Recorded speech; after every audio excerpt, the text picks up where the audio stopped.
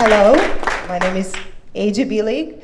I'm an award-winning educator, and I'm also a coach, and I'm also a best-selling author. But truly, why I am here today is to share with you my love and my heart.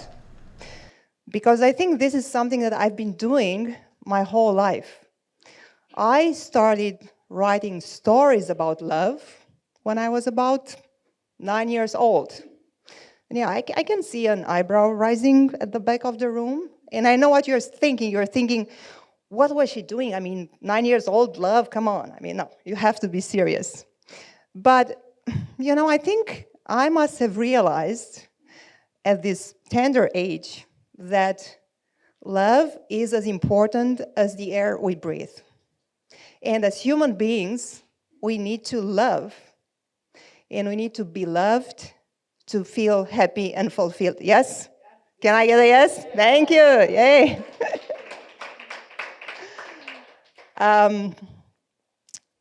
And because I craved love so much growing up, like all of us do, and because I thought that it would be easier for me to get it if I understood here in my mind how it works. So I took courses to understand how the mind works and the heart and the human soul works. And I thought that would be easier for me to know love. But in hindsight, actually my whole life was a journey. It was a journey from love, and I will explain why, to fear, and back to love.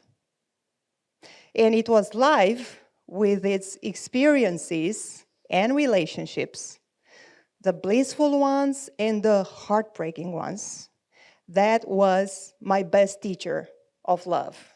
And it was life that turned me from a love hurts type of person into a love conquers all type of person.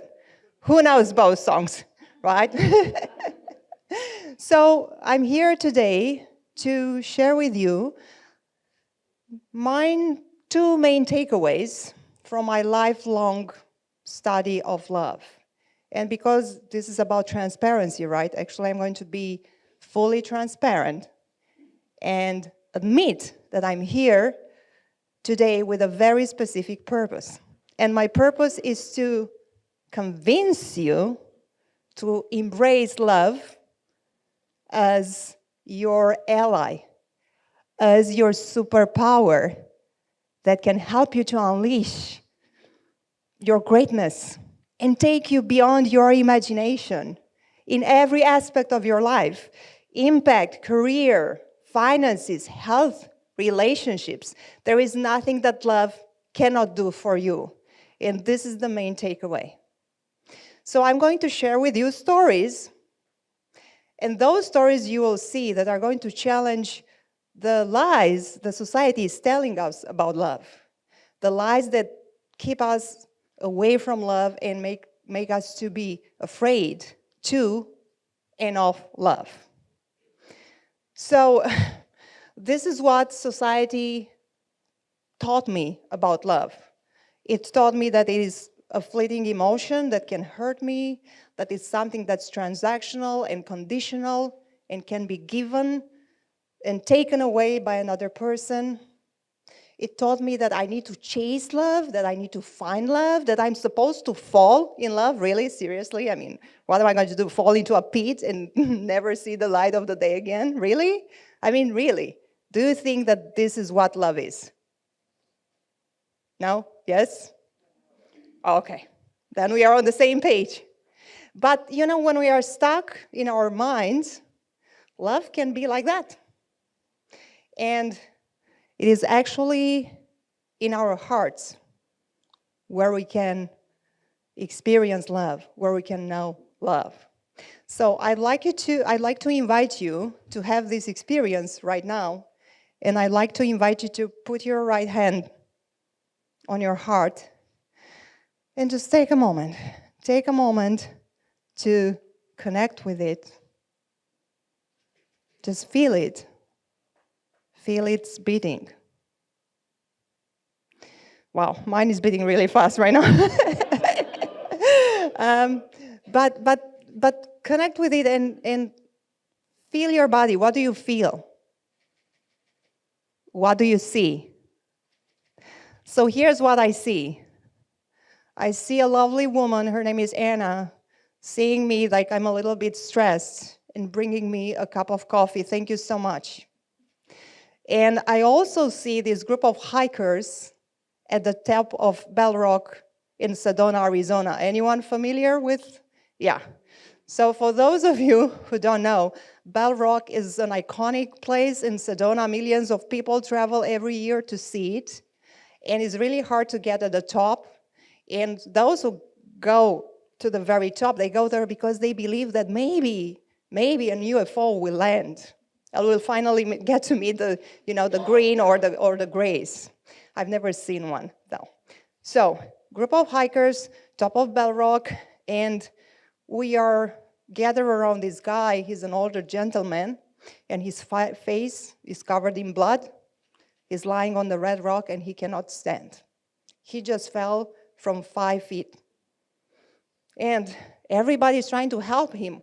One person is giving him his water bottle. Another person is giving him the scarf, and another guy is giving him the jacket off his back, because we are trying to make him feel better until the helicopter arrives to rescue him.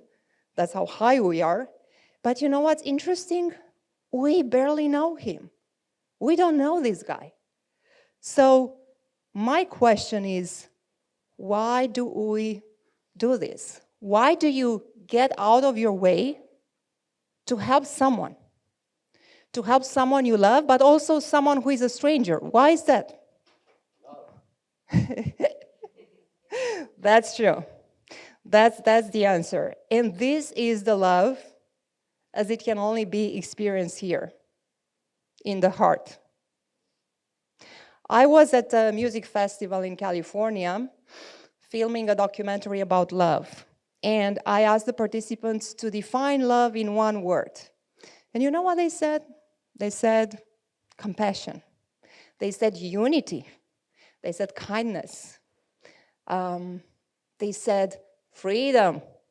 Well, oftentimes when we love someone, like, oh no, you're mine. No, love is freedom. And they also said consciousness.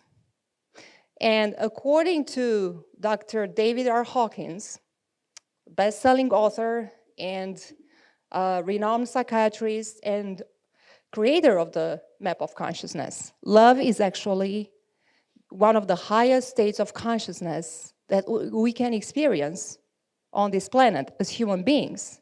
And as such, love is unconditional, it is unchanging, and it is permanent. And wait, because things get even better. According to the Vedic scriptures, against all the evidence to the contrary, love is our true nature. We are innately kind and loving, and it is our departure from love, which is unnatural. So when we embrace love as our state of being, we finally find inner peace, and we have the clarity of the mind, because the heart and the mind work in sync. So we have that, and all the energy is free to go into our bliss, into our passion, into our purpose, and we get to fulfill our destiny. And finally, experience all the success we want and the impact we want to make. And I speak from experience. So back in 2011, I was still in Bucharest, Romania. This is where I was born and raised and spent most of my life. And I was in this well-paying corporate job, but something was kind of missing. So to make myself feel better, I decided to finally listen to my heart and start writing a collection of short stories about love, of course. And so I write the first story and I post it on a blog. And then a friend of mine who has moved to London, UK, he reaches out and he says, oh, I love your story, it's great. Could you translate it into English? I say, yeah, sure, why? Well, because I think you have got a gift, and I think the whole world need to read your stories, and it would be easier if they were in English, and you should come to the London Book Fair and get a literary agent. So I know there are many authors in the room today, but for those of you who aren't authors, this is one of the routes: get an agent, get a publisher, and the London Book Fair is one of the biggest trade events in traditional publishing worldwide. So I get to work, write stories, translate stories, pitch literary agents. Many of them ignore me. One sends me an email saying, no, thank you. And then last minute, I get a yes from a lady from San Francisco, California. So I'm jumping up with joy in my living room. I didn't wear heels, so I was able to jump up and down with joy. And when the time comes in April of 2012, I board a plane with a big smile on my face. Then I go to the venue early in the morning. I'm all dressed to the nine. I talk to the lady for about an hour, and after 1 hour, she says, oh no, I'm sorry, we are not a good match. But, yeah, but instead of getting all upset and, storm out the door, I say let me stick around. I mean, all the big publishers are there. There is a larger than life poster of J.K. Rowling on a wall. And I'm like, maybe one day I will look good on the poster.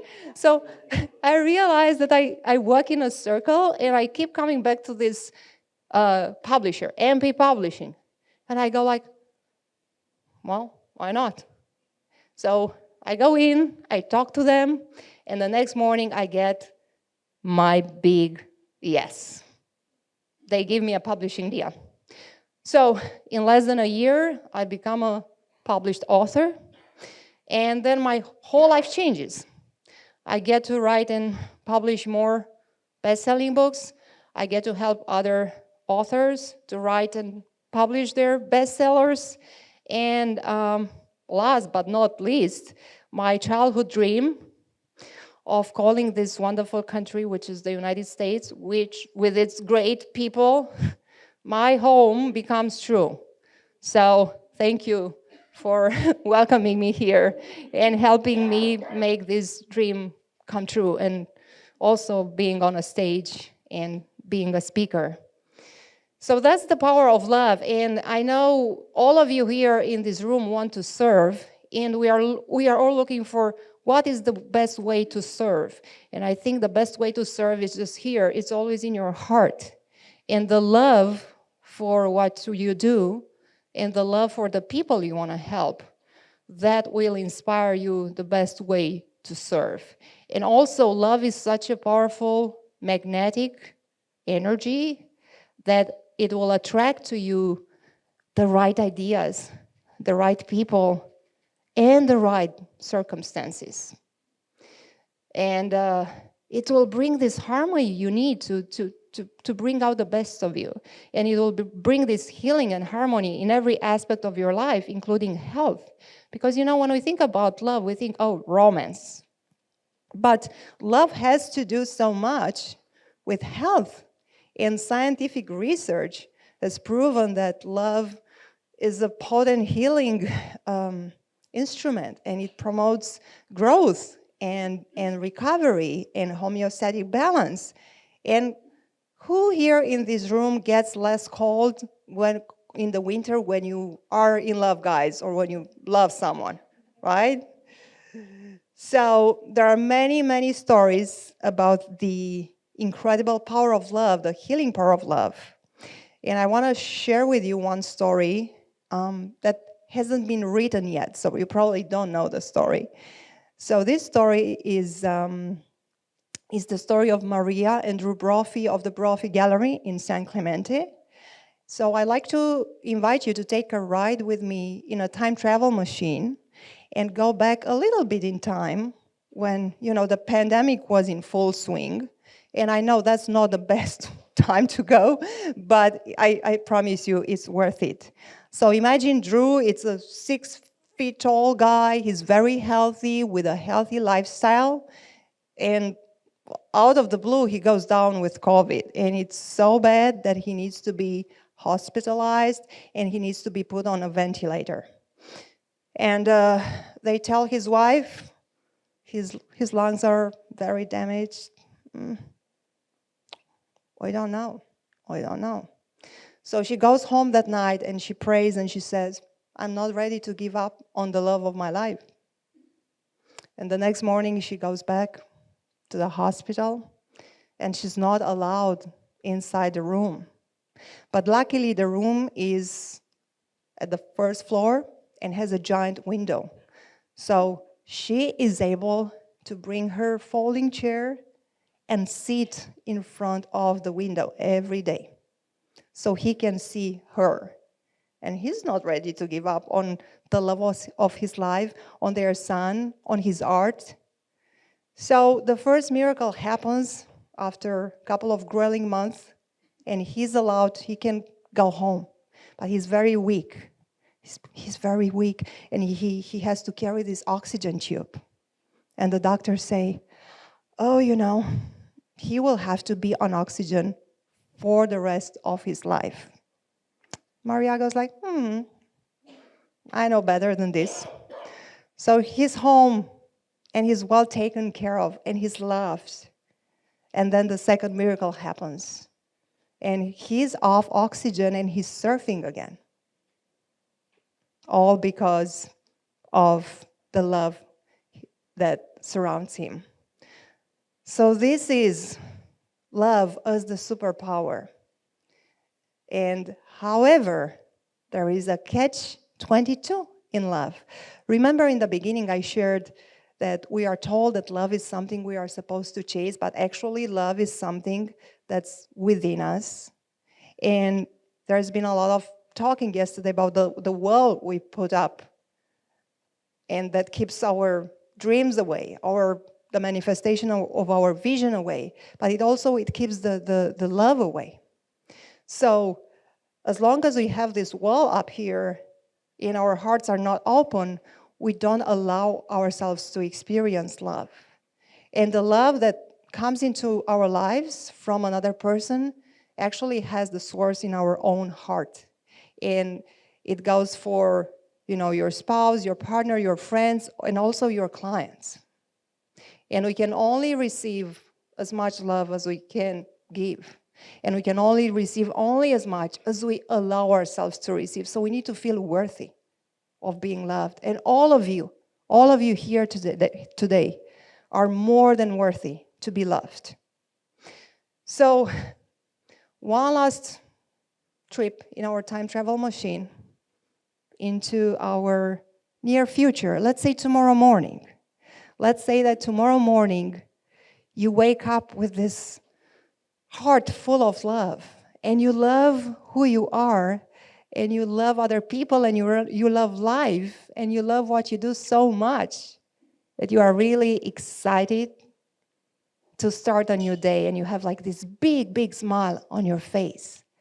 And imagine that, in our society, kindness and compassion and unity and cooperation and acceptance are the new rules. So, we don't need locks and fences and police to feel safe. And I was sharing with someone this vision, and he said, well, this never happened in history. This is not possible. But you see, that's the thing. We don't have to keep repeating our past. We don't have to keep repeating the history. And I think, with people like you who are so willing to make an impact, who are so willing to share and help other people, I think this gives me confidence. Like being here in this room for a day and a half shows me that now it is the right time for us to change history. So before I leave this stage, I would like to invite you to be part of this change and to awaken and nurture the love in your heart by practicing gratitude, acceptance, and appreciation, by reaching across the illusory wall of separation to someone who is dear to you, to a friend, to a family member, to someone sitting next to you to the table today, because it is an act of love. And to do little things and great things with great love. And finally, to live with an open heart always and embrace love as your superpower. Thank you so much for having me.